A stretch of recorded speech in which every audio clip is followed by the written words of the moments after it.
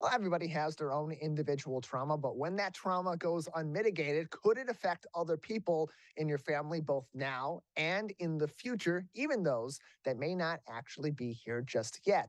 Joining us now to talk about that and the idea of ancestral trauma is Carrie Krawiec, a therapist at the Birmingham Maple Clinic. Carrie, thanks for joining us today. Hi, good morning. Thank you for having me. Good morning to you as well. For those that may not be familiar with this terminology, define ancestral trauma for us and just how commonly this affects people in our communities and others.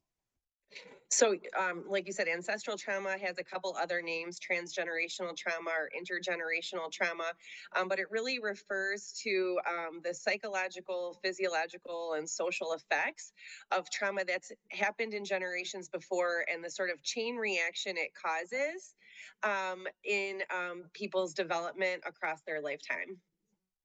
And so, what are some of the ways in which ancestral trauma may be manifested among people across these generations? Because while in many cases people may have mental health issues or traumatic experiences that aren't addressed in their lives, that may not even be something that is ever brought up to somebody else Sure. in the next generation, but it still can affect them. Sure.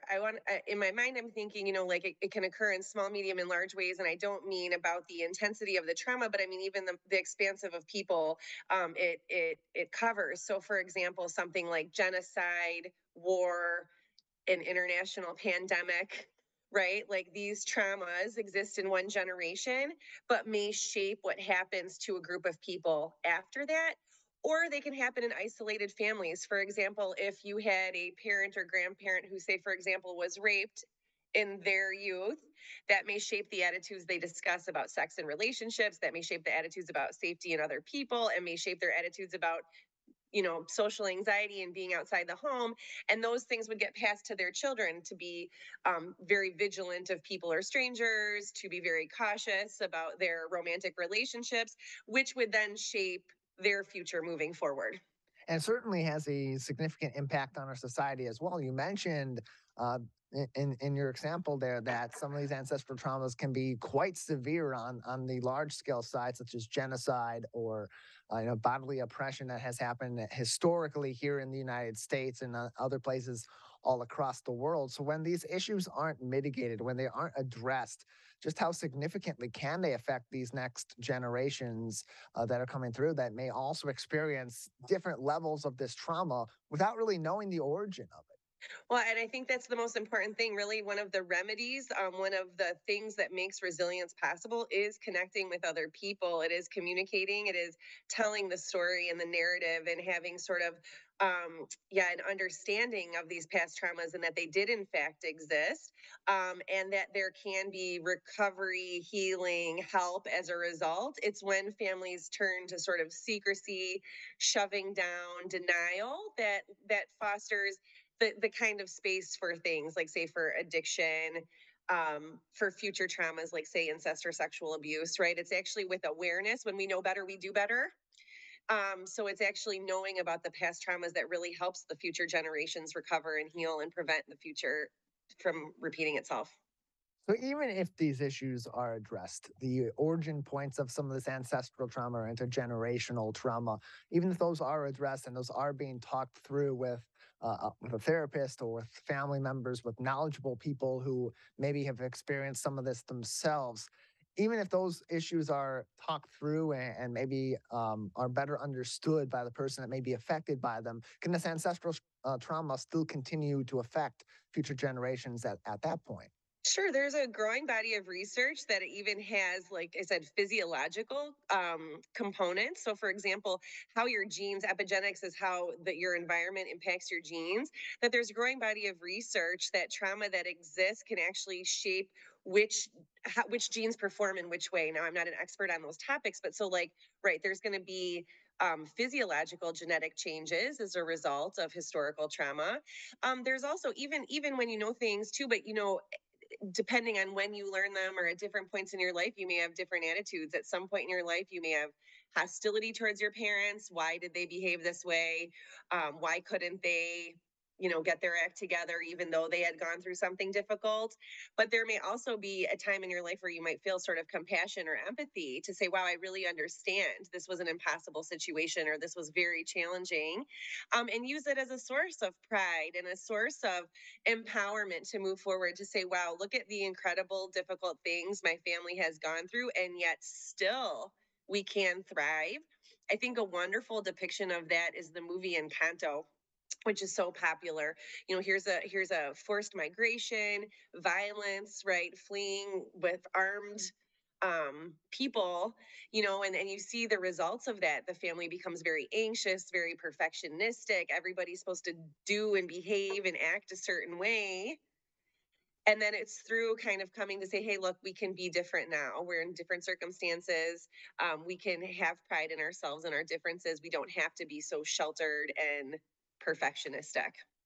In terms of society, or in terms of things that are out in the world that can trigger some of these traumas, what do you suggest for people that may be affected by intergenerational trauma of this way? Because certainly in the last few years, we have seen many different flashpoints in our society that could be triggering in those sorts of ways, such as the events that led up to the Black Lives Matter movement really taking steam a few years ago in the murder of George Mhm. Floyd, and the uptick in visible police brutality out in our communities. Certainly, hate crimes against Asian American and Pacific Islanders, hate crimes Mhm. against women, misogyny, and racism on the rise in our political rhetoric.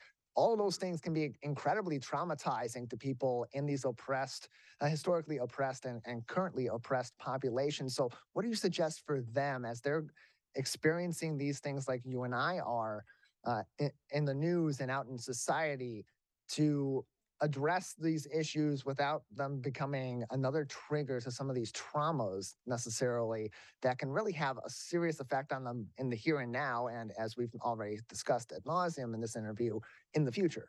Sure. So, I think one of the things, like, right, encountering things that are challenging, damaging, traumatic in our lives is part of sort of our contract with living, right? So, this is going to happen across our lifetime. We're going to be exposed to things that are scary, overwhelming, and we are equipped to handle them. But that being said, like you said, it's important to monitor, right, the intensity and the severity of the reaction you're having, right? Like, if it's becoming debilitating, if it's getting in the way of work or relationships, if it's getting in the way of your own self-care, hygiene, diet, exercise, sort of healthful living, those are times to really seek intervention, and to get it and to have a diagnostic assessment to understand, am I suffering from anxiety or depression, or obsessive compulsive disorder thoughts, eating disorder, addiction, whatever it may be, and then use that as an avenue to get the help you need, even if it comes from a cause that might be, like you said, something traumatic or triggering.